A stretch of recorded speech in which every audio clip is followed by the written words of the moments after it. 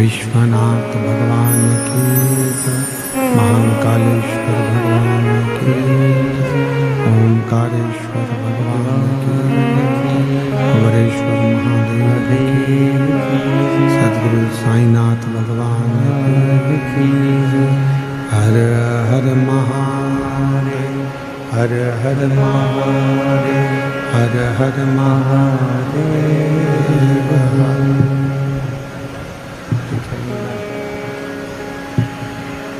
भगवान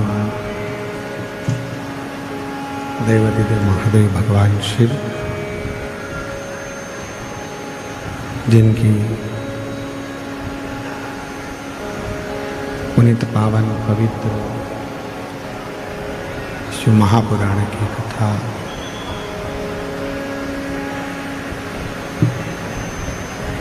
संपूर्ण विश्व के कल्याण हेतु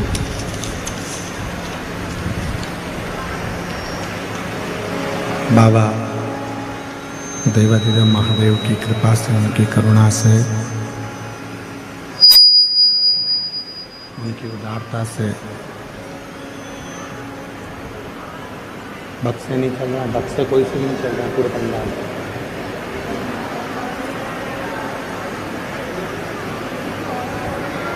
भगवान शिव की करुणा, कृपा, उनकी उदारता से ये पवित्र पावन शिव महापुराण की कथा श्रवण करने का सौभाग्य बाबा देवाधिदेव महादेव की कृपा से बक्से में निकल रहा है।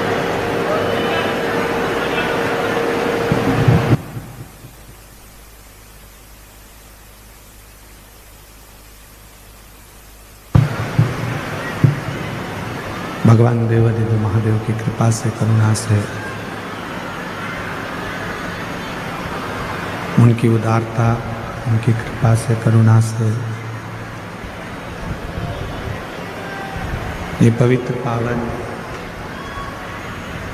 शिव महापुराण की कथा श्रवण करने का सौभाग्य भगवान देवाधिदेव महादेव की कृपा से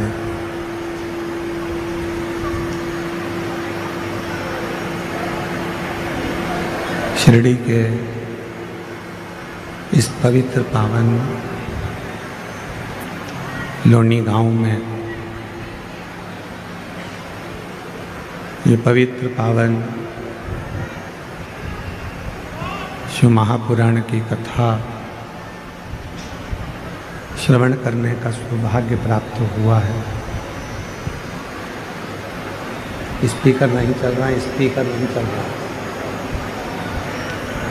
पंडाल के स्पीकर भी नहीं चल रहे। भगवान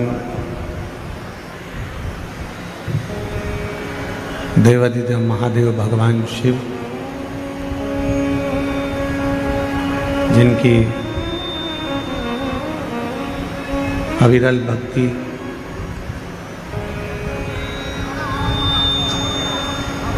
ये पवित्र पावन भगवान देवाधिदेव महादेव की पवित्र कथा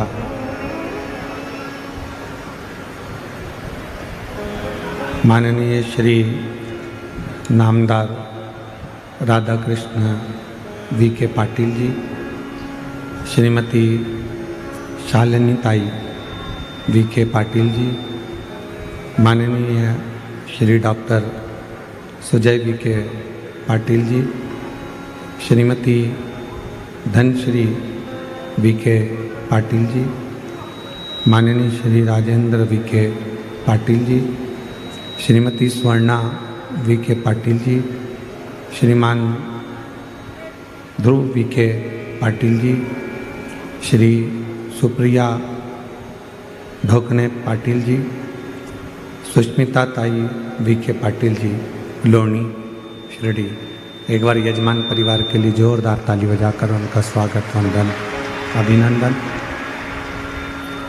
जिन्होंने इस पवित्र पावन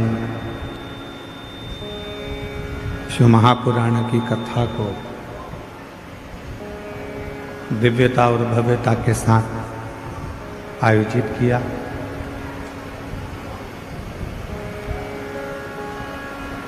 भगवान शिव की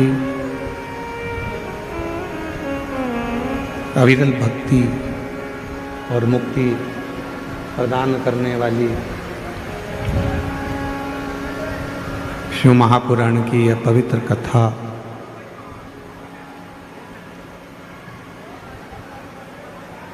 संपूर्ण जगत का कल्याण करने वाली है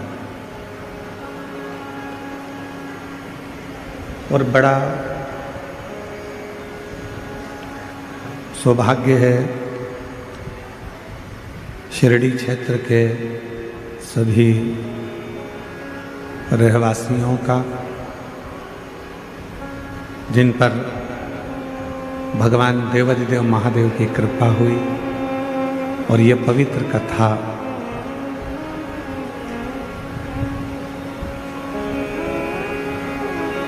माननीय श्री नामदार राधा कृष्ण विखे पाटिल जी द्वारा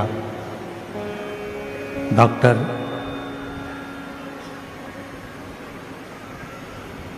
सुजय विखे पाटिल जी द्वारा शिरडी के इस पवित्र क्षेत्र में पहुंची।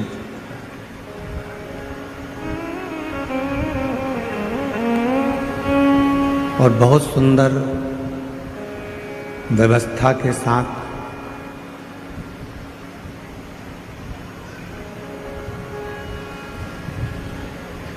ये पवित्र कथा शिरडी क्षेत्र में भगवान देवाधिदेव महादेव की कृपा से, करुणा से, उनकी उदारता से चल रही है। फिर पुनः वापिस मैं धन्यवाद दूं पाटिल परिवार को, जिन्होंने इस कथा को यहाँ आयोजित कर सभी जीजियों का, जीजाओं का हृदय को एक दीपावली का तोहफा दिया।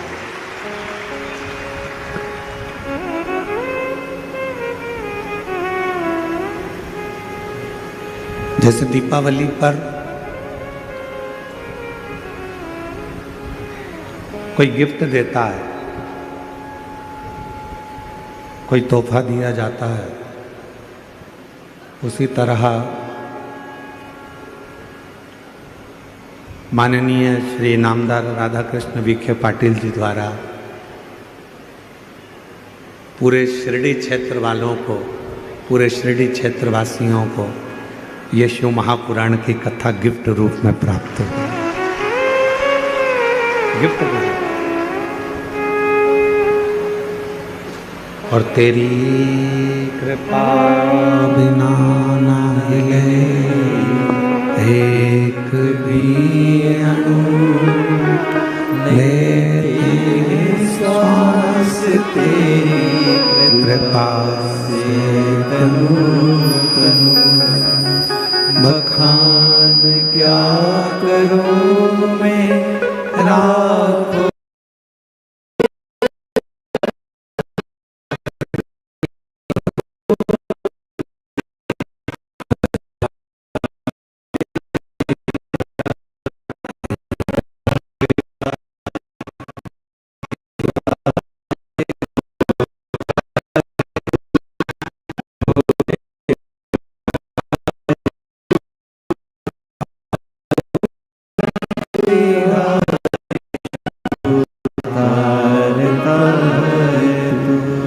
बखान क्या करूं मैं लाखों के ढेर का, चपटी भभूत में खजाना कुबेर का। हे गंगाधर मुक्ति द्वार ओमकार तू, भोले ओमकार तू। आयो शक्ति हरि शंभु तार तार। रिश्ते ज़्यादा जरूरी हैं, पर रिश्तों में विश्वास और ज़्यादा जरूरी है। जितना जितना विश्वास, जितना जितना भरोसा, जितना जितना दृढ़ता, जितना जितना विश्वास, जितना जितना भरोसा, जितनी जितनी दृढ़ता आपकी और हमारी जिंदगी में आएगा, उतना रिश्तों में भी, परमात्मा में भी एक अलग से लगाव उत्पन्न होता चले जाएगा। पीछे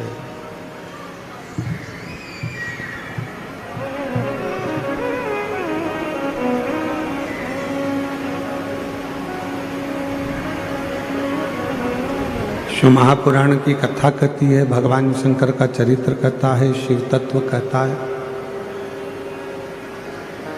परमात्मा की भक्ति हो, चाहे रिश्तेदारी हो, चाहे हमारे कोई संबंध हो, चाहे कोई हमारा मित्र हो, सखा हो, दोस्त हो, परिवार हो, ये कुछ भी हो, पर उसमें सबसे ज्यादा जरूरी है आपका विश्वास, आपका भरोसा। कल भी कथा में कहा था कि शिव जी की कथा सुनना सरल है, शिव जी के मंदिर में जाना सरल है, शिव जी को एक लोटा जल चढ़ाना सरल है, भगवान शंकर का गुणगान करना सरल है। पर शिव महापुराण की कथा कहती है कि सबसे ज्यादा कठिन है शिव महापुराण पर भरोसा करना, शिव जी पर भरोसा करना, भगवान की विरल भक्ति पर भरोसा करना, भगवान के भजन पर भरोसा करना, विश्वास करना।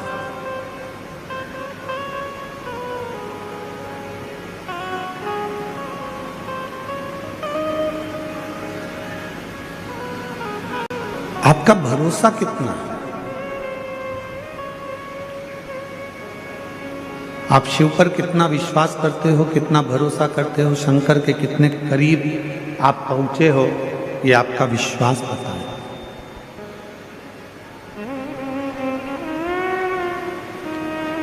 एक कथा शिव महापुराण की बड़ी सुंदर है। माता पार्वती जी अपना घर छोड़कर अपनी सहेलियों के साथ में, सखियों के साथ में एक पर्वत की कंदरा में, गुफा में प्रवेश कर गए।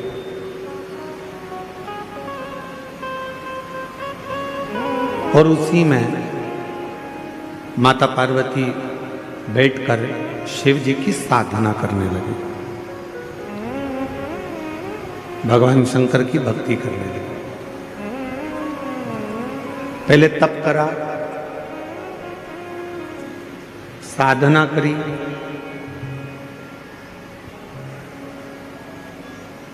ध्यान लगाया। जब ये सब कुछ कर लिया, फिर माता पार्वती जी ने बेल के पान को, बेल के पत्र को, बेलपत्र को खाना प्रारंभ किया। फिर माता पार्वती जी ने बेल का पान, बेल का पत्ता खाना प्रारंभ किया।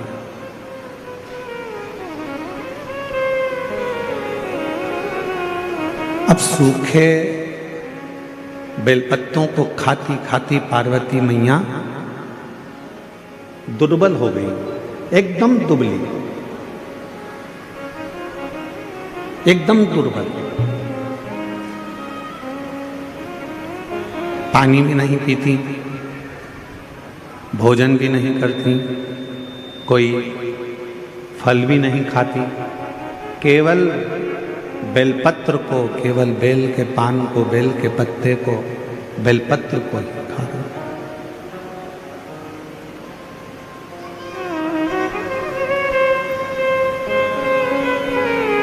शरीर में उनका पूरा शाम हो गया, काला पड़ गया। और जब शरीर पूरा शाम कलर का हो गया, काला पड़ गया, सांवरा हो गया, शाम कलर का हो गया, तब मेरे देवाधिदेव महादेव उनकी परीक्षा लेने के लिए, थोड़ा ध्यान लगाना कथा में। और शिव जी उनकी परीक्षा लेने के लिए गए और भगवान शंकर ने जाकर कहा, पार्वती तुम शिव की आराधना कर रही हो, भगवान शंकर की साधना कर रही हो, शिव को भज रही हो, पर देवाधिदेव महादेव तो कितने सुंदर हैं,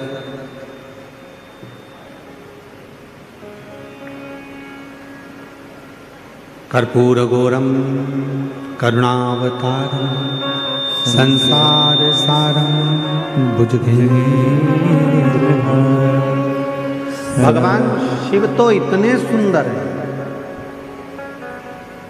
भगवान शंकर तो इतने सुंदर हैं, इतने सुंदर हैं, और तुम इतनी काली हो गई हो, दुर्बल हो गई हो, पत्ते खाती हो, तो शरीर भी तुम्हारा पूरा दुर्बल हो चुका है, और तुम्हारा पूरा शरीर दुर्बल हो गया।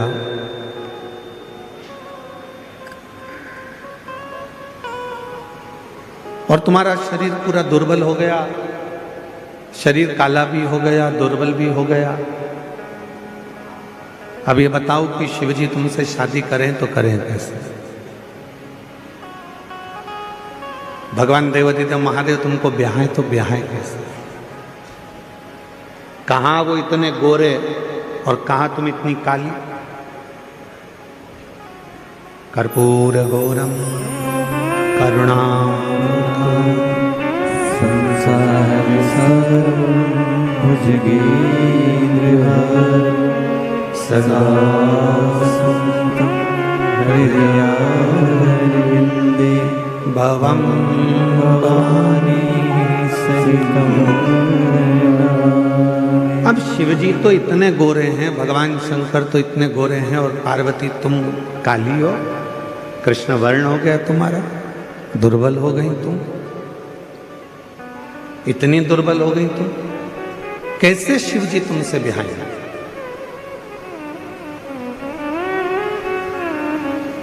कैसे भगवान शंकर तुमसे शादी करेंगे? कैसे उनका विवाह तुमसे होगा?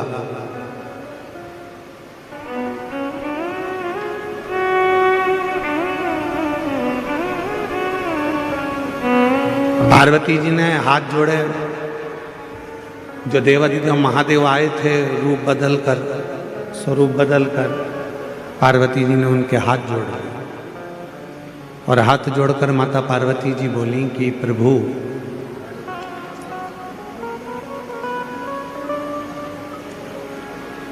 भगवान, ये मेरा विश्वास कहता है, और मेरा दृढ़ विश्वास कहता है, बेलपत्र के पत्ते को खाने से, जब तुम मेरे पास आकर मुझे उपदेश दे सकते हो, ज्ञान दे सकते हो, मुझे समझा सकते हो, तो ये मेरा विश्वास कहता है कि एक ना एक दिन बेलपत्र का पत्र मेरे मुख में अगर जाता रहेगा तो मेरे भीतर की इंद्रियां संयमित रहेंगी, और जब भीतर की इंद्रियां संयमित रहेगी तो एक ना एक दिन मेरा महादेव भी मेरे पास में मुझे वरने के लिए जरूर आएगा।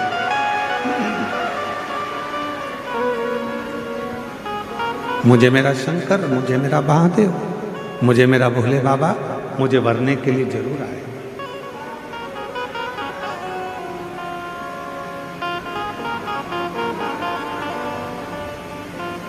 शिव महापुराण की उमा संहिता कहती है, शंकर जी पे चढ़ा हुआ जल का आचमन, शिव जी पे चढ़े हुए जल का प्रोक्षण,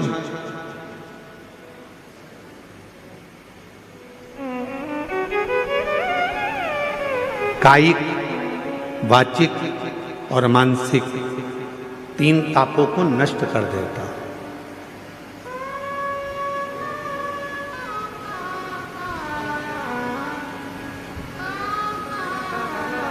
तीन तापों को मिटा देता है, चाहे वो कायिक हो, चाहे वो वाचिक हो, चाहे वो मानसिक।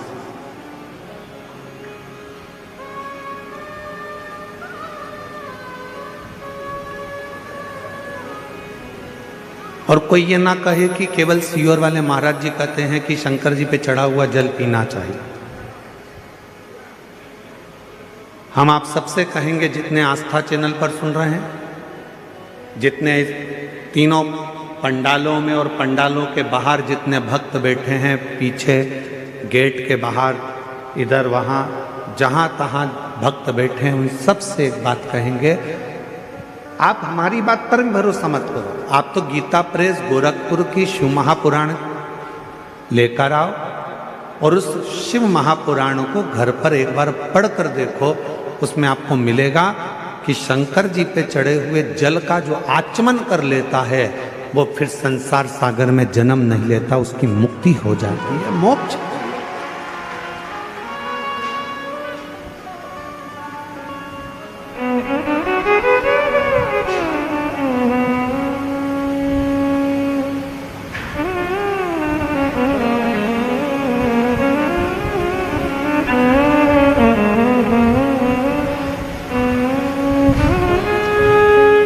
कल डॉक्टर साहब कह रहे थे, श्रीमान सुजय वीके पाटिल जी, कहा गुरु जी जब पंडाल वाले को फोन किया गया और पंडाल वाले से कहा गया कि 5 लाख लोग एक साथ बैठ जाएं, ऐसा पंडाल बनाना है, तो पंडाल वाला बोला कि 5 लाख लोग पंडाल में आ जाएंगे। तो डॉक्टर साहब बोले, सुजय वीके पाटिल जी बोले, कहने लगे हाँ 5 लाख लोग आ जाएंगे। तो डॉक्टर साहब कल बता रहे थे कि जब ये 5 लाख भक्तों का पंडाल कल पहले दिन ही भरा गया तो पंडाल वाले को भी आश्चर्य हुआ कि इतने भक्त कैसे। हम डॉक्टर सुजय वीके पाटिल जी को और माननीय श्री नामदार राधा कृष्ण वीके पाटिल जी को धन्यवाद देते हैं। शिव महापुराण का तो ये आनंद है, साथ में डॉक्टर साहब आपका और वीके पाटिल जी आपका प्रेम भी आपके क्षेत्रवासियों के प्रति बहुत ज़्यादा है, इसलिए भक्तों का सैलाब। ये भक्तों का आगमन, ये भक्तों का आना शिव तत्व की ओर अविरल भक्ति को प्राप्त करना,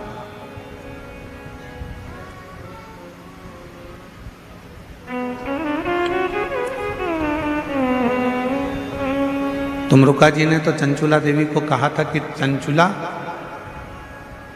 शिव महापुराण की जो कथा है, शिव महापुराण की जो कथा है, ये कथा भी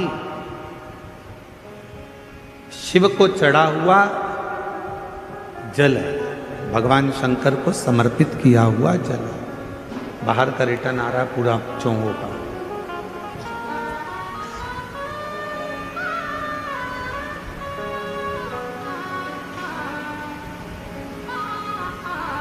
जो शिव महापुराण की कथा को श्रवण कर कर जाता है, ये समझ कर जाता है कि हम शंकर भगवान को चढ़े हुए जल का आचमन कर कर, शिव को प्राप्त कर कर, भगवान शंकर की शरणागति प्राप्त कर कर, भगवान शंकर की भक्ति प्राप्त कर कर हम जा रहे हैं। ये प्रेशर बढ़ाओ ना यहाँ का मंच का। हम शिव की अविरल भक्ति को प्राप्त कर कर जा रहे हैं।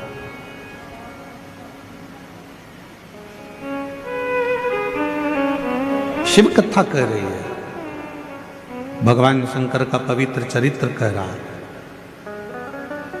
कि शिव के चढ़े हुए जल का वर्णन स्वयं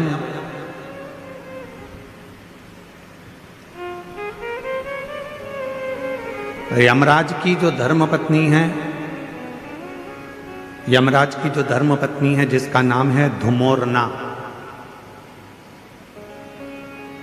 क्या नाम है उसका? धुमोरना। फिर से बोलो आप लोग, आवाज नहीं आई, डबल से बोलो, धुमोरना। ये यमराज की धर्मपत्नी,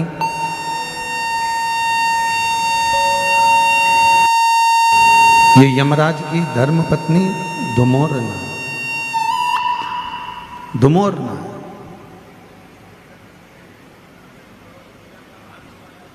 और यमराज की धर्मपत्नी धुमोरना ये जल के महत्व को एक बार स्वयं ने, धुमोरना ने पूछा था।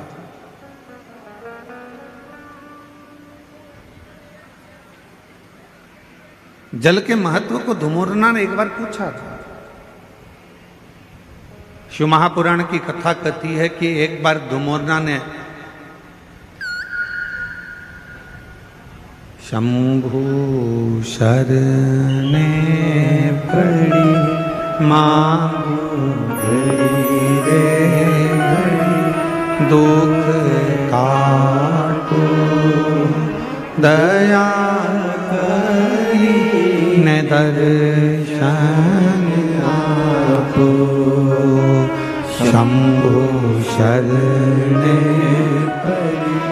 मांगू घड़ी रे घड़ी दुख काटो दया करी ने दर्शन आपो।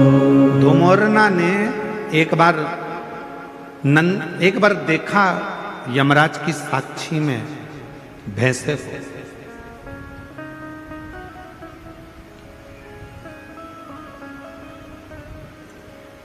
धुमोरना ने देखा कि यमराज का जो भैंसा है, यमराज जिस पर बैठते हैं भैंसा, क्या नाम है उस भैंसे का जिस पे यमराज बैठते हैं? जम के बोलो जरा। यमराज जिस भैंसे पर बैठते हैं, जिस पाड़े पर यमराज बैठते हैं, जिस भैंसे पर यमराज बैठते हैं, उसका नाम क्या है?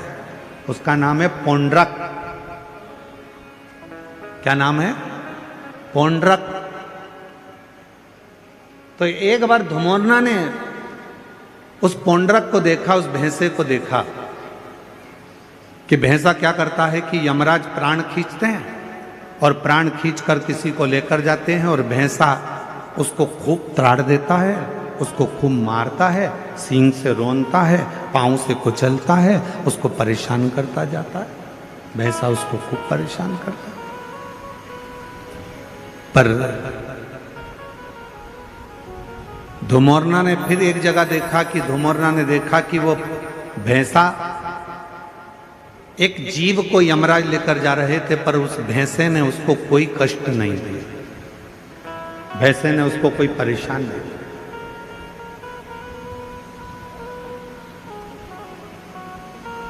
अब किसी को तो भैंसा मारता था और किसी को नहीं मारता था, किसी को कष्ट देता था, किसी को नहीं देता था।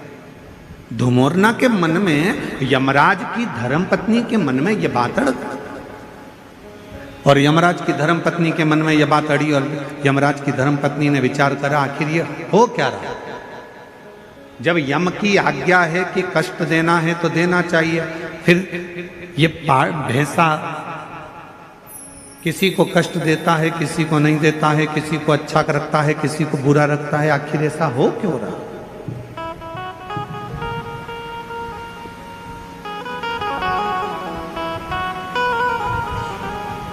धुमोरना ने भैंसे को बुलाया और भैंसे को बुलाकर धुमोरना ने कहा, क्यों रे पौंड्रक, ये बता कि किसी किसी को यमराज जब खींच कर लेकर जाते हैं, प्राण जब छूटते हैं, तो किसी को तो तू बहुत कष्ट देता है, किसी को तो तू खूब मारता है, कष्ट देता है, परेशान करता है, उसको खूब खूब रोनता है, पाँव से भी रोनता है, सींगों से भी रोनता है, किसी किसी को तो बहुत कष्ट देता है। धुमोरना बोली कि पौंड्रक, भैंसे, और किसी किसी को तू मारता ही नहीं है, कष्ट भी नहीं देता, आखिर ऐसा क्यों, किस लिए? तो भैंसे ने कहा धुमोरना से, माता जी,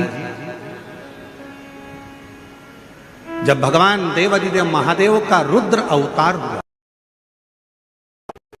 जब मेरे शंकर भगवान का रुद्र अवतार हुआ और उनका रुद्र जो अवतार था, क्रोध का जो अवतार था, उस क्रोध के अवतार में मेरा जो जन्म हुआ है, मैं जो भैंसा बनकर पैदा हुआ हूं, वो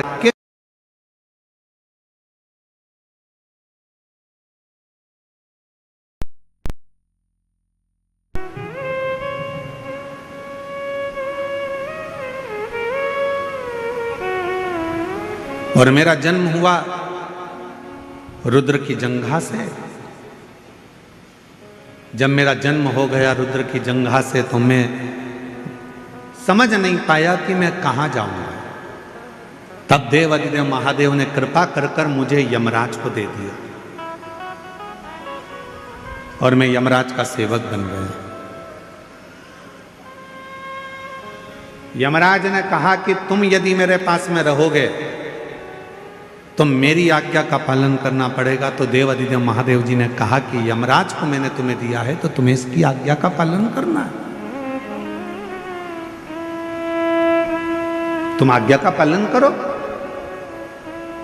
और यमराज की आज्ञा का पालन धुमोरना से भैंसा कहता है कि मैं करने लगा। पर शिवजी ने मुझे कहा कि ए पौंड्रक, एक बात सुन, तू यमराज का भैंसा जरूर बनेगा, तू यमराज के पास जरूर रहेगा, पर एक काम करना, तुझे मैंने जन्म दिया है, मेरी जंघा से तू उत्पन्न हुआ है। रुद्र कहते हैं यदि कोई संसार का मनुष्य, पशु, पक्षी, जानवर, जलचर, थलचर, कोई मानव, उसके शरीर में अगर शिवलिंग पर चढ़ा हुआ जल, शंकर का चढ़ा हुआ जल यदि उसके शरीर पर कहीं लगा हो या उसके मुख में शंकर का चढ़ा हुआ जल पड़ा हो तो उसे तो त्राण मत देना, उसे कष्ट मत देना, उसको सीधे मार्ग से लेकर,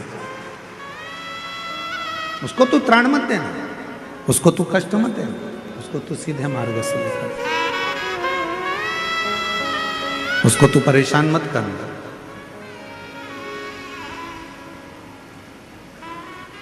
पौंड्रक भैंसे ने वचन दे दिया देवाधिदेव महादेव को कि मैं वचन देता हूं रुद्रदेव, ये मेरा वचन है, जिसके मुख में शिव का चढ़ा हुआ जल होगा, जिसके शरीर पर शंकर का चढ़ा हुआ जल छीटा गया होगा, उसको ना यमराज परेशान करेगा ना ये भैंसा परेशान करेगा, वो सीधे कैलाश धाम की ओर जाए। अब हम आपसे पूछें, उत्तर दीजिएगा जरा, जितनी मेरी शिरडी की जीजियां बैठी हैं, जितने मेरे जीजा बैठे हैं, सब उत्तर दें। मरने वाले व्यक्ति के मुख में कौन सी पवित्र नदी का जल दिया जाता है? जम के बोलो जरा। गंगा का जल। तुरंत जाओ जल्दी से गंगा का जल इसके मुख में डाल दो। कभी किसी ने पूछा अपने पूर्वजों से, अपने बुजुर्गों से कि मरने वाले के मुख में गंगा जल क्यों दिया जाता है? कभी किसी पवित्र व्यक्ति से पूछा कि मरने वाला व्यक्ति का जब उसको जब शमशान ले जाया जाता है तो उसके शरीर को गंगा जल डालकर पानी से नहलाया जाता है, साफ करा जाता है? कभी किसी ने अपने बुजुर्गों से पूछा कि मरने वाले के मुख में गंगा जल क्यों देते हैं? मरने वाले के मुख में गंगा जल क्यों दिया जाता है? मरने वाले के ऊपर गंगा जल का प्रोक्षण क्यों करा जाता है? गंगा जल क्यों छीटा जाता है? उसका एक कारण है, रुद्रदेव ने जिस भैंसे पर यमराज बैठते हैं वो पौंड्रक भैंसा, रुद्रदेव ने उस भैंसे को कहा था अगर किसी के शरीर पर शिव का चढ़ा हुआ जल हो या मुख में शंकर का जल हो तो उसको तू यम की कैद मत देना। गंगा जल कहाँ चढ़ा है? शंकर की जटा पर। तो गंगा का जल कहाँ से निकलता है? शिव की जटा से। तो शंकर का चढ़ा हुआ जल ही गंगा जल है। इसलिए जब गंगा जल किसी को दे दिया जाता है, उसके शरीर में गिर जाता है, उसके मुख में पड़ जाता है, फिर वो त्राण नहीं भोगता है, उसे कष्ट नहीं, उसे परेशानी नहीं।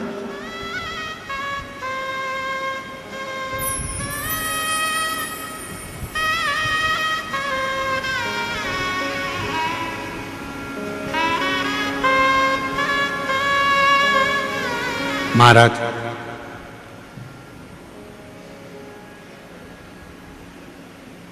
पहले ऐसा नियम था, अब आजकल तो बहुत सारे नियम बदल गए।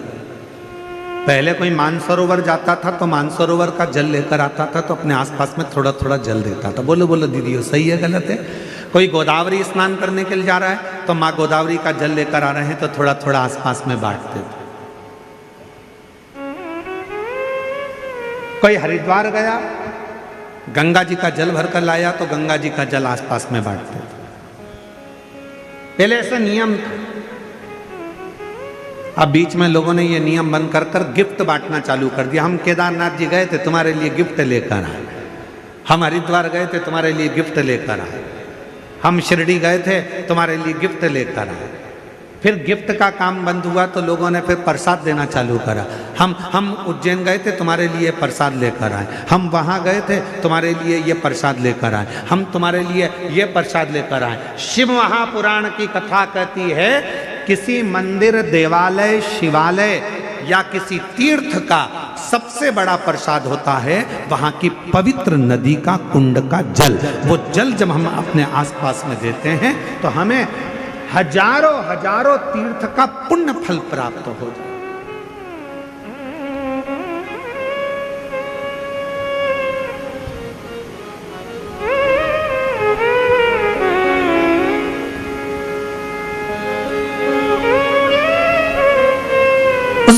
का जो जल है वो सबसे ज्यादा पवित्र। कहां गए थे भैया? हरिद्वार गए थे। क्या लेकर आए? प्रसाद नहीं लाए। फिर कहां गए थे भैया? बद्रीनाथ गए थे। क्या लेकर आए? तो कहा हम कुछ लेकर नहीं आए, हम तो केवल थोड़ा सा माँ अलखनंदा का जल लेकर आए। हम कहाँ गए थे? यमुनोत्री, हम यमुना जी का थोड़ा सा जल लेकर आए। हम कहाँ गए थे? नासिक, त्र्यंबक, हम गोदावरी माँ का जल लेकर आए। हम कहाँ गए थे? तो ओमकारेश्वर, हम माँ नर्मदा का जल लेकर आए। हम कहाँ गए थे? उज्जैन महाकाल, क्या लाए? थोड़ा सा क्षिप्रा महारानी का जल लेकर आए। हम कहाँ गए थे? प्रयागराज, क्या लाए? त्रिवेणी का जल लेकर आए। उस जल की महत्वता, पर लोगों ने उस जल की महत्वता को कम कर दिया। कहाँ गए थे? मानसरोवर, क्या लेकर आए? शिव जी का मानसरोवर का जल लेकर आए। थोड़ा थोड़ा सा जल, भले एक बूंद दिया जाए, पर वो जल में दूसरा जल मिलाकर उस जल को जब वितरण किया जाता है तो शास्त्र कहता है जो मानसरोवर नहीं गया, जो उज्जैन नहीं गया, जो हरिद्वार नहीं गया, जो काशी नहीं गया, जो त्र्यंबक नहीं गया, अगर वहाँ का जल, पवित्र नदी का जल, कुंड का जल यदि हमारे घर में आ जाता है, हम भले उस स्थान पर नहीं गए, पर वो जल का जब हम प्रोक्षण करते हैं, आचमन करते हैं, तो हमें उसी तीर्थ का पूरा पुण्य फल उसी क्षण प्राप्त हो जाए। अब आजकल का जमाना थोड़ा दिखावे का हो गया, तो लोग कहते कहाँ गए थे साहब? तो कहा हम यहाँ गए थे, हम वहाँ से गिफ्ट लेकर आए। हम शिरडी गए थे, वहाँ से तुम्हारे लिए गिफ्ट लाए। हम वहाँ त्र्यंबक गए थे, गिफ्ट लाए। उज्जैन गए थे, गिफ्ट लाए। गिफ्ट नहीं,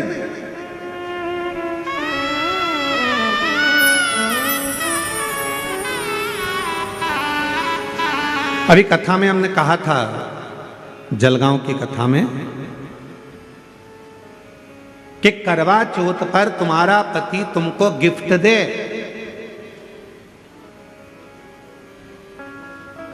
पर तुम अपने पति को कसम खिलवाना। बोला था कि नहीं बोला था? अरे जम के तो बोलो।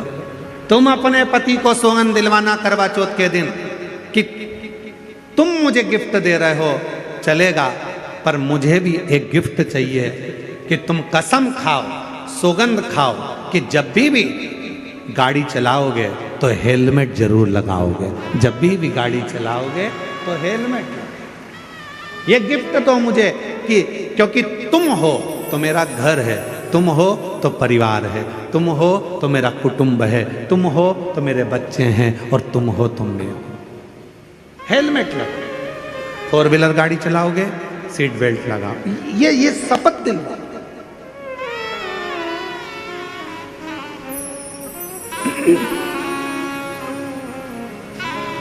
और मैंने तेरे ही भरोसे बाबा, तेरे ही भरोसे हवा बिच उड़ती जावांगी बाबा, डोर हथों छड़ी में कटी जावांगी।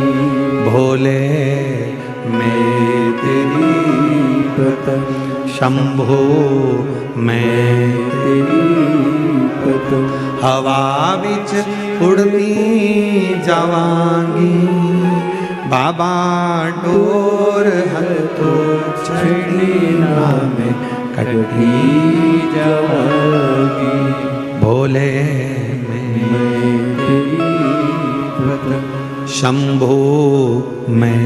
तेरी पद सबसे बड़ा गिफ्ट है, सबसे बड़ा दान है तीर्थ का जल जो तुम लेकर आए हो, वो तीर्थ के जल को सबको दे।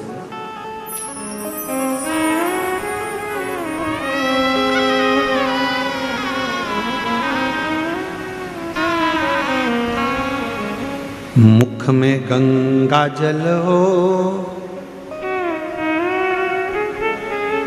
ब्रज का बंसी बट हो। मुख में गंगा जल हो, ब्रज का बंसी बट हो। मेरा काशी वाला निकट हो, जब प्राण तन से निकले। मेरा काशी वाला निकट हो, जब प्राण तन से निकले। काशी वाला क्यों निकट हो? क्योंकि माता पार्वती जी ने शिव जी से 2 वर मांगे थे काशी में। पहला वर काशी में मांगा था माता पार्वती जी ने कि जिस पति पत्नी में झगड़ा हो उसमें प्रेम बहुत बढ़े। इसलिए आज भी पति पत्नी का आपस में झगड़ा होता है तो उनमें प्रेम बढ़ता है। पति झगड़ा कर कर जाता है, ऑफिस से आते से ही पूछता है क्यों तेरी मम्मी कहां गई, तुरंत पूछता, मतलब झगड़ा समाप्त, प्रेम। और पार्वती जी ने दूसरा वर मांगा था शिव जी से कि काशी में जो मरेगा उसको गुरु मंत्र तुमको देना पड़ेगा, काशी में मरने वाले को मोक्ष मंत्र आपको देना पड़ेगा। इसलिए शास्त्र की रीति है, हमारे यहाँ काशी खंड स्कंद पुराण का वर्णन करता है कि काशी में मरने वाले के कान में भगवान शंकर तारक मंत्र प्रदान कर देते हैं, और वो तारक मंत्र सुनते से ही काशी में मरने वाला फिर जन्म नहीं लेता, वो शिव का गण बनकर शंकर के धाम में शिव के आनंद में रहता है। फिर वो जन्म मरण के प्रपंच से छूट जाता है।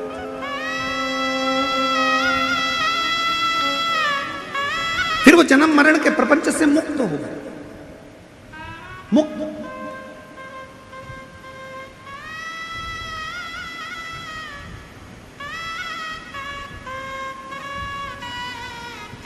शिव महापुराण का काशी खंड कहता है, ध्यान, स्कंद पुराण का काशी खंड कहता है। कभी योग लगे तो स्कंद पुराण के काशी खंड को पढ़िएगा। मैं माननीय पाटिल साहब को बहुत बहुत इसके लिए धन्यवाद दूंगा। माननीय नामदास राधा कृष्ण विखे पाटिल जी को, डॉक्टर सुजय विखे पाटिल जी को मैं इस चीज के लिए धन्यवाद दूंगा कि काशी खंड में, स्कंद पुराण के काशी खंड में लिखा है जो कार्तिक के महीने में भगवान शंकर की अविरल भक्ति करता है, जो कार्तिक के महीने में शिव महापुराण की कथा यदि एक बार भी श्रवण कर लेता है उसको सहस्त्र अश्वमेध यज्ञ का फल तुरंत प्राप्त हो जाता है। मैं पाटिल परिवार को धन्यवाद इसलिए दूंगा कि उन्होंने कार्तिक महीने में ये शिव महापुराण की कथा शिरडी के इस क्षेत्र में कराकर संपूर्ण शिरडी वासियों को अश्वमेध यज्ञ, एक अश्वमेध यज्ञ नहीं, सहस्त्रों, हजारों, लाखों अश्वमेध यज्ञ का फल केवल कार्तिक महीने में ये 5 दिन के शिव महापुराण कराकर उन्होंने सबको प्रदान कर दिया। सब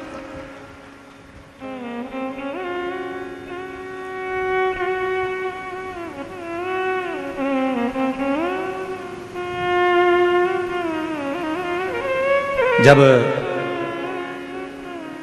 डॉक्टर सुजय विखे पाटिल जी कथा लेने के लिए सीहोर आए थे तो उस समय पर बता रहे थे, उनको 2-3 तारीख बताई गई पर उन्होंने जो तारीख चुनी वो कार्तिक के महीने की चुनी।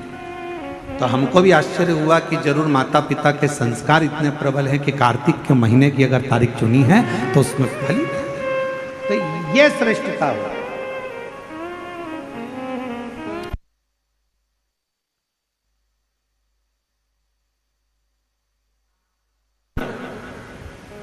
तो हमने जब डॉक्टर सुजय विखे पाटिल जी जब कथा लेकर चले गए तो हमने बाद में आशीष को कहा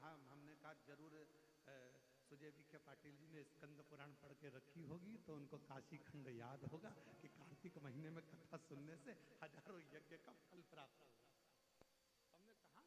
हमने कहा जरूर उनको ये बात का ज्ञान होगा कि कार्तिक महीने में एक कथा भी यदि कोई दिल से श्रवण कर लेता है, शिव नाम ले लेता है, शंकर का स्मरण कर लेता है, शिव नाम की स्तुति कर लेता है, शंकर का अविरल भक्ति को धारण कर लेता है। शिव महापुराण की कथा कहती है, भगवान शंकर का चरित्र कहता है। आप और हम तो अपने घर पर दिवाली मनाते हैं। 33 कोटि देवी देवता काशी के घाट पर, गंगा के घाट पर दीपावली मनाते हैं। काशी के घाट पर दीपावली का पर्व मनाया जाता है।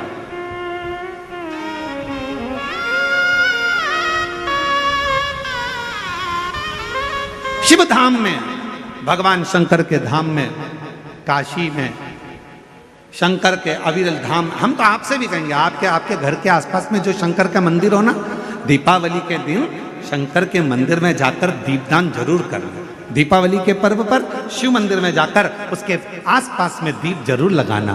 क्यों? आपको वही फल प्राप्त होगा जो काशी में देवताओं ने दीप जलाकर प्राप्त किया, वही।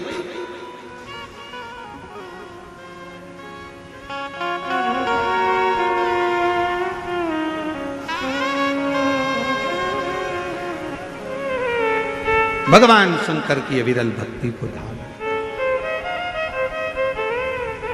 शिव तत्व को धारण कर। और इस वर्ष जब आप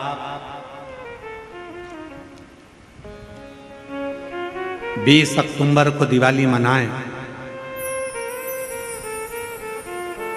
और 20 तारीख को जब आप दीपावली का पर्व मनाएंगे, हमारे यहाँ भी दीपावली कुबेरेश्वर धाम पर 20 तारीख की है, खजाना रहता है। ऐसा ही क्रम दीपावली पर्व का रहता है। तो 20 तारीख को जब आप दीपावली मनाएं तो इस वर्ष सबको कहूंगा, जितने भी आस्था चैनल पर कथा सुन रहे हैं, जितने फेसबुक यूट्यूब पर कथा श्रवण कर रहे हैं, यदि आपकी जिंदगी में 4 दिन दुकान चल रही है, 4 दिन बंद पड़ी है, व्यापार थोड़े दिन चलता है, थोड़े दिन बंद हो जाता है, आपके विद्रोही, आपके दुश्मन आप पर कहीं ना कहीं से इधर से उधर से वार कर रहे हैं, या आपका लक्ष्य आपको प्राप्त नहीं हो रहा, कोई बहुत मेहनत करता है तो भी लक्ष्य नहीं मिल पा रहा, जहां तक आपको पहुंचना है वहां तक यदि आप नहीं पहुंच पा रहे हैं, तो इस दीपावली पर जब आप 20 तारीख को दीपावली का पर्व मनाएं, तो 20 तारीख को दीपावली के पर्व के दिन शंकर भगवान को स्पर्श कराकर एक बेलपत्र लेकर जरूर अपने घर पर आए, और जहां पूजन कर रहे हैं उस बेलपत्र को एक प्लेट में अवश्य रखें, उस पर हल्दी और कुंकू उस पर अवश्य चढ़ाएं। एक चावल का दाना लाल कर, एक चावल का दाना पीला कर उस बेलपत्र पर अवश्य चढ़ाएं, और उस बेलपत्र को अपने पास में 1 वर्ष तक संभाल कर रखना। फिर अगले साल आप और हमें बताना कि उस बेलपत्र ने आपको मंजिल तक पहुंचाया कि नहीं पहुंचाया, आपको लक्ष्य प्रदान कराया कि नहीं। कई लोग रहते हैं, बहुत मेहनत करते हैं, बहुत परिश्रम करते हैं, सब चाहते हैं कि ये व्यक्ति इतने स्थान पर बैठे, इसको ये पद मिलना चाहिए, इसको ये कुर्सी मिलना चाहिए, इसको ये जगह मिलना चाहिए, इसको वहां तक पहुंचना चाहिए, इस व्यक्ति को तो इस पद पर पहुंचना चाहिए पर नहीं पहुंच पाता, इस व्यक्ति को तो वहां तक पहुंचना है पर ये नहीं पहुंच पाता। एक बेलपत्र का प्रयोग कर देते, अगले वर्ष बात करेंगे कि मेरे भोलेनाथ ने आपका हाथ पकड़कर आपको उस मंजिल तक भेजा कि नहीं भेजा।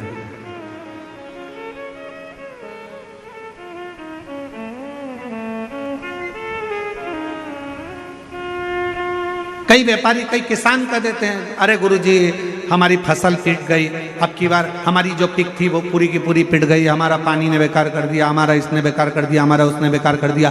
बेचारा किसान कर्जे में होता चले जाता है, तकलीफ में होता चले जाता है। हम उनसे भी कहेंगे एक बार प्रयोग कर देखिए, एक बेलपत्री का दीपावली की रात्रि को, और अब की बार दीपावली का पर्व 20 अक्टूबर को जो मनाया जा रहा है, 20 अक्टूबर दीपावली पर्व के दिन एक बार प्रयोग कर देखिए कि वो बेलपत्र शिवजी को लगाया हुआ।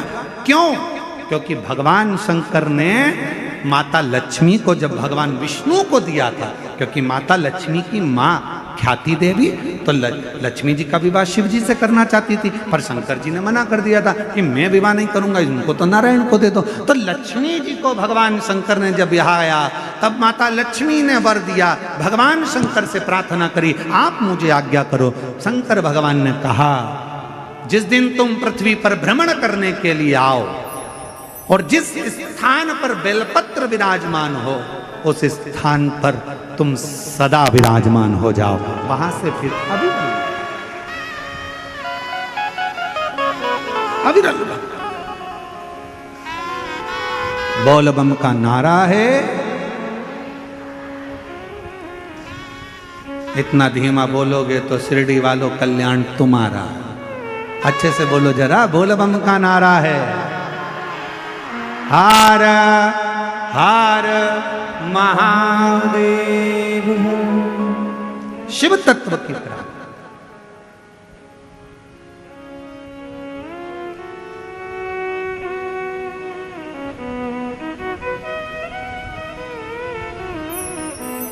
भगवान देवादिदेव महादेव के दरवाजे पर दीप अवश्य। हमारे यहाँ कुबेरेश्वर धाम पर लोग दिवाली मनाने के लिए जब आते हैं, दीपावली पर्व के लिए जब आते हैं, खजाने के लिए जब आते हैं, तो भक्ति के साथ, अविरल भक्ति के साथ शिव तत्व को प्राप्त करने के, और शिव क्या ना दे। भगवान शंकर क्या ना दे। तेरी कृपा बिना न हिले एक भी ले, विश्वास तेरी कृपा से तनु तनु, बखान क्या करूं मैं राखों के ढेर का, चपटी भगोत में खजाना कुबेर का। उसके स्पर्श मात्र राख का हो जाता है, स्पर्श मात्र एक भभूत का हो जाता है, तो वो भस्म भी करोड़ों का धन बन जाती है। वो भस्म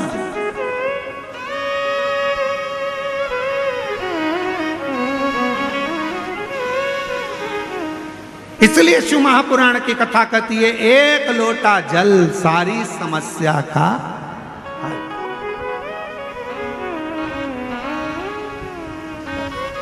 एक लोटा जल लेकर शिव मंदिर जरूर जाओ। वो कहे शिव महापुराण मध्ये एक लोटा पाणी घेऊन खूपचा महत्व आहे।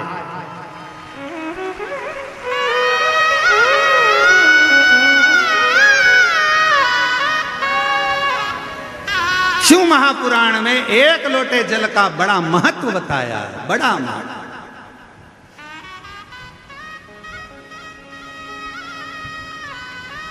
शिव पिंडीचा एक लोटा पाणी घेऊन, जो एक लोटा जल शंकर की पिंडी पर जल चढ़ा देता है, उसका खूब खूब खूब खूब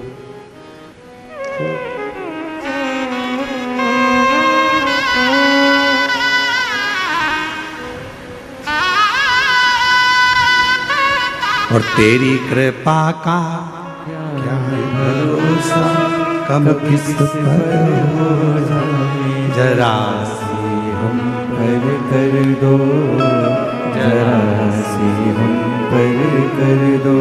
तेरी कृपा का क्या है भरोसा, कब किस पर हो जाए। जरा सी हम पर कर दो, जरा सी हम पर कर दो। जिस पर भी हो गई तेरी कृपा करुणा, वो भव पार हुआ, भव पार हुआ। पापी हो चाहे जितना, उसका भी बाबा उद्धार हुआ। उद्धार हुआ। गिद्ध अजामिल गणिका जैसे तेरे मन को भाए, जरा सी हम पर कर दो, जरा सी हम पर कर दो। तेरी कृपा का क्या है भरोसा कब किस पर हो जाए, जरा सी हम पर कर दो, जरा पर कर दो। तेरी कृपा का क्या है भरोसा कब किस पर हो जाए, जरा सी हम पर कर। ये उसकी उदारता है, ये उसकी करुणा है, ये उसकी कृपा है, ये उसकी दया है। आप दिल से उसको पुकारो, वो दिल से झोली भरता है। आप दिल से पुकारो, दिल से कहो उसको, दिल से विनय करो उसको, दिल से निवेदन करो उसको, वो सुनेगा, आएगा, देगा, झोली भरेगा, जाएगा। तो शंकर भगवान पर चढ़े हुए जल की महत्वता शिव महापुराण की कथा कहती है। भगवान शंकर का पवित्र चरित्र कह रहा है कि मरने वाले व्यक्ति के मुख में गंगा जल क्यों दिया जाता है। आपके बच्चे पूछें, आपके रिश्तेदार पूछें तो उनको बताना कि शिव महापुराण में वर्णन आता है, स्वयं यमराज की धर्म पत्नी धुमोरना ने यह प्रश्न स्वयं जिस पर यमराज बैठते हैं उस भैंसे से, उस पौंड्रक से पूछा, भैंसे से कि तू किसी को कष्ट देता है, किसी को नहीं देता।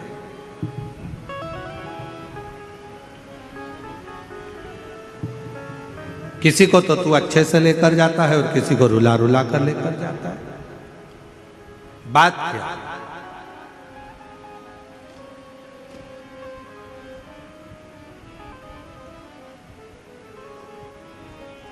क्या बात है? तो भैंसे ने कहा कि मैंने शिव जी ने, शंकर भगवान को मैंने वचन दिया, क्योंकि मेरे देवाधिदेव महादेव ने तो मुझे यमराज को दिया।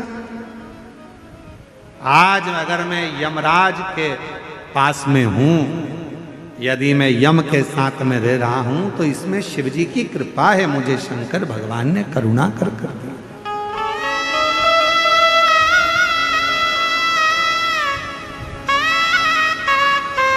ये शिव की उदारता से मुझे मिला। इसलिए हमारे सनातन धर्म में आज भी नियम है, ये गंगा का जो जल है वो भगवान शंकर का चढ़ा हुआ जल है, शिव के ऊपर से चढ़कर नीचे आ। कई लोग हमारा बहुत विरोध जब करते हैं तो विरोध में कह देते हैं कि शिव जी पे चढ़ा हुआ जल मत पियो। सीहोर वाले महाराज ने बताया पियो, और ये कहता है मत पियो। तो जो तुमसे कहे कि शंकर पर चढ़ा हुआ जल नहीं पीना चाहिए, तो उनको कहना कि फिर तो मरते समय तू गंगा जल भी मत पीना, क्योंकि वो भी तो शंकर जी पे चढ़ा हुआ है। शिव जी के शीश पर आया तब तो नीचे आया। शिव महापुराण की कथा कहती है कि धुमोरना से, यमराज जी की धर्म पत्नी से स्वयं भैंसा कह रहा है, वो पौंड्रक भैंसा कह रहा है कि शिव की कृपा, शंकर की। कहा जिसके ऊपर शंकर का चढ़ा हुआ जल का प्रोक्षण हो, जो शिव का चढ़ा हुआ जल का आचमन कर ले, कहा उसको फिर कोई नरक के भोग ना भोगना।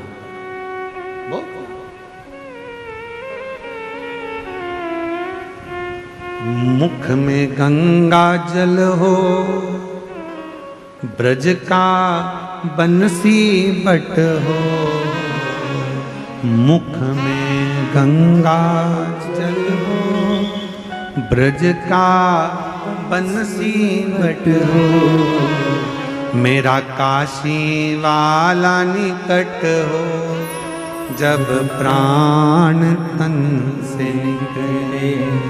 मेरा काशी वाला निकट हो, जब प्राण तन से निकले।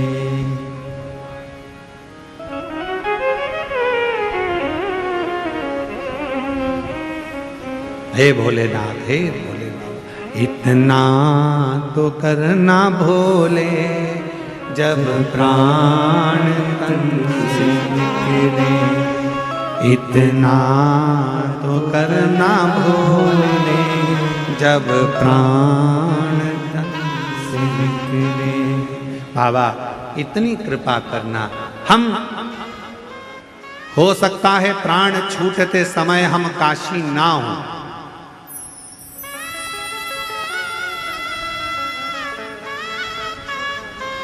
हो सकता है प्राण छूटते समय हम काशी ना हो, पर यदि हमने शंकर भगवान आपको एक लोटा जल चढ़ाया है तो इतनी कृपा जरूर करना, हम भले काशी में ना हो पर काशी वाला हमारे करीब में जरूर हो। ऐसे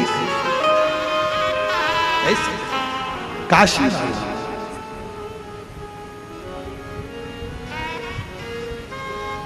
ये कृपा करना, ये करुणा करना, ये दया करना।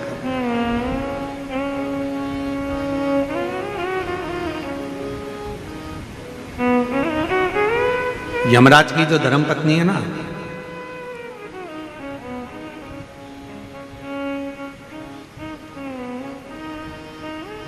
ये शिव की बड़ी उपासक है।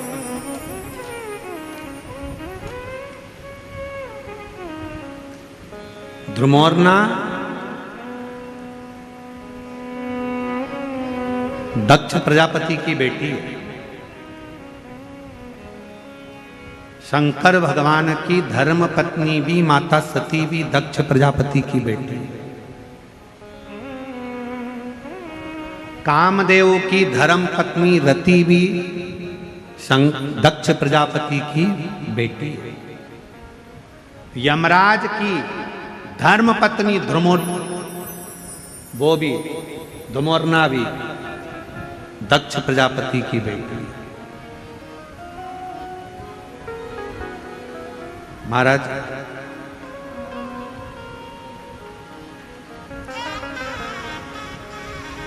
एक कथा बड़ी अच्छी आती है धुमोरना के विवाह की। बड़ा सुंदर प्रसंग आता है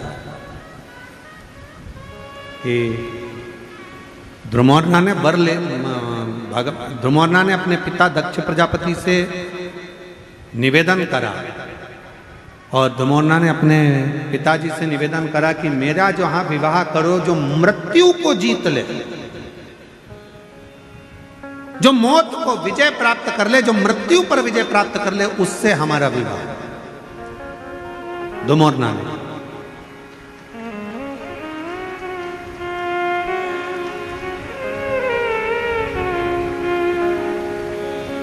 अपने पिताजी से कह रही है ध्रुमोरना, दक्ष प्रजापति से कह रही है ध्रुमोरना, कैसी कृपा करिए हमारा विवाह वहां हो जो मृत्यु पर विजय प्राप्त कर ले।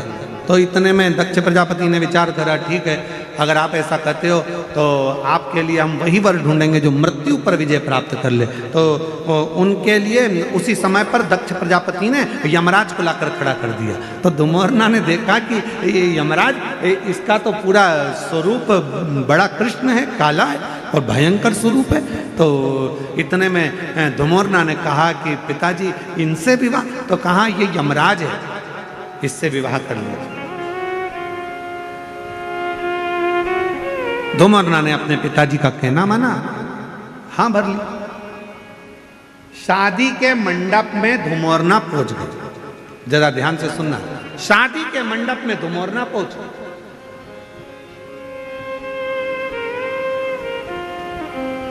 और शादी के मंडप में जैसे ध्रुमोरना पहुंची, यमराज बाजू में पास में आकर बैठा, और यमराज से ध्रुमोरना ने मुस्कुराकर कहा कि आज मुझे बड़ी प्रसन्नता हो रही है कि मुझे जो पति मिला है वो मृत्यु पर विजय प्राप्त करने वाला है, मृत्यु पर विजय। इतने में तुरंत यमराज ने कहा, ध्रुमोरना तुम्हें गलतफहमी हो रही है, मैं मृत्यु पर विजय प्राप्त नहीं करता हूं, मैं व्यक्ति को मृत्यु देता हूं। इतने में तो ध्रुमोरना उठकर खड़ी हो गई, और ध्रुमोरना ने विचार करा कि मेरा विवाह उसके साथ हो रहा है जो मृत्यु प्रदान करता है, और मैंने तो अपने पिताजी से कहा था कि जो मृत्यु पर विजय प्राप्त करे मेरा विवाह उससे होना चाहिए।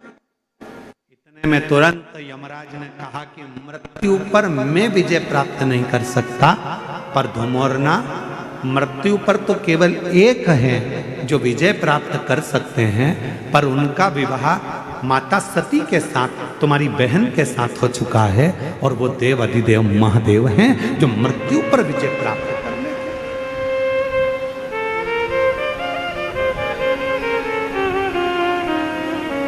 जो मौत पर विजय प्राप्त कर लेते।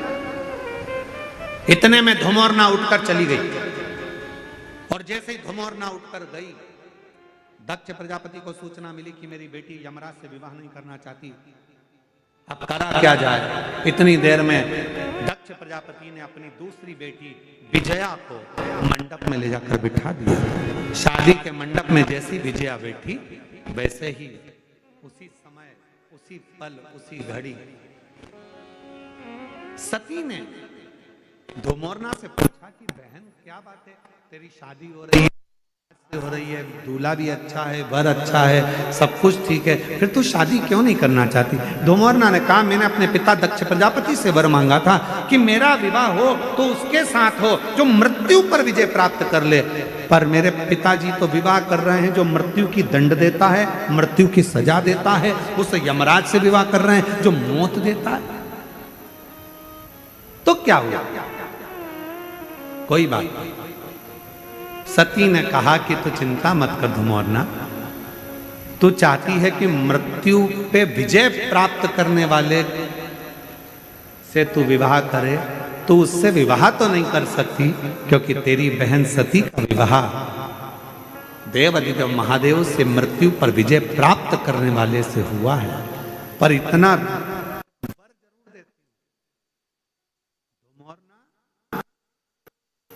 तेरा पति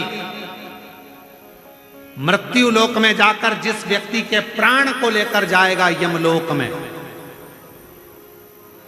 उस समय पर जिसके प्राण छूट रहे होंगे, उसके मुख से यदि शिव का नाम निकल गया तो धुमोरना उसी क्षण तुझे शंकर का दर्शन हर पल हर घड़ी होता है, हर पल। और उसका वर क्या प्राप्त होगा, उसका फल क्या प्राप्त होगा। शिव महापुराण की कथा कहती है, श्री शिवाय नमस्तुभ्यम, ओम नमः शिवाय, ओम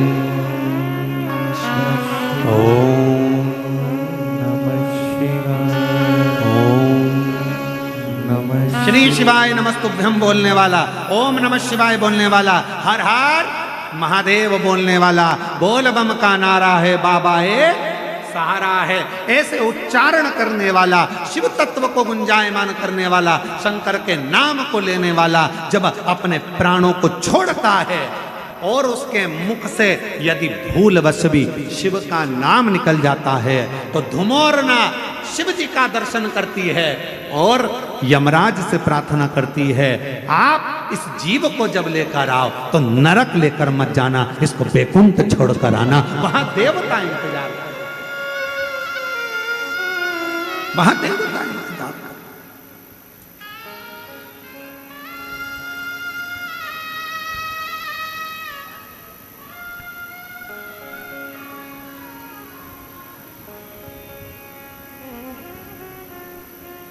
इसलिए आप लोगों से निवेदन है, ऐसी सुभाना आए ना ऐसी ऐसी सुभाना आए ना ऐसी शाम, जिस दिन जुबां पे मेरे, जिस दिन जुबां पे मेरी आए ना शिव का नाम, ऐसी सुभान आए ना ऐसी शाम, ऐसी सुभान आए ना ऐसी शाम। भगवान शिव का जो उच्चारण करता है, शिव का उच्चारण करने वाला, श्री शिवाय नमस्तुभ्यं श्री शिवाय नमस्तुभ्यं। हम आप लोगों से बार बार कहते हैं, अपने घर के दरवाजे पर लिख दो श्री शिवाय नमस्तुभ्यम। दीपावली पर स्टिकर चिपका दो श्री शिवाय नमस्तुभ्यम।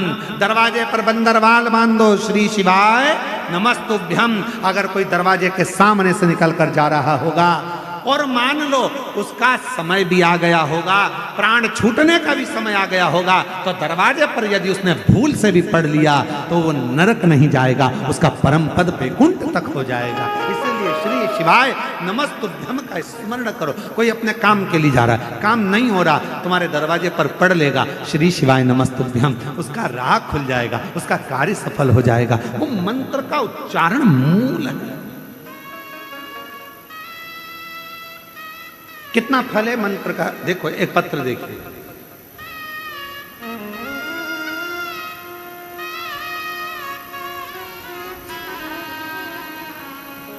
वनिता प्रताप सिंह परदेशी,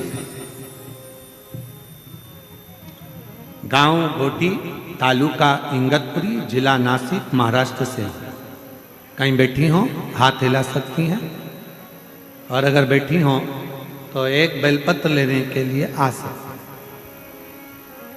गुरुदेव हम 2022 से कथा सुन रहे हैं। हमारा लड़का प्रवीण 2023 से एमपीएससी की पढ़ाई की तैयारी कर रहा है, पर प्रवीण हर रोज उठकर मंदिर भी जाए, पर उसका सिलेक्शन जब नहीं हुआ तो हार गया।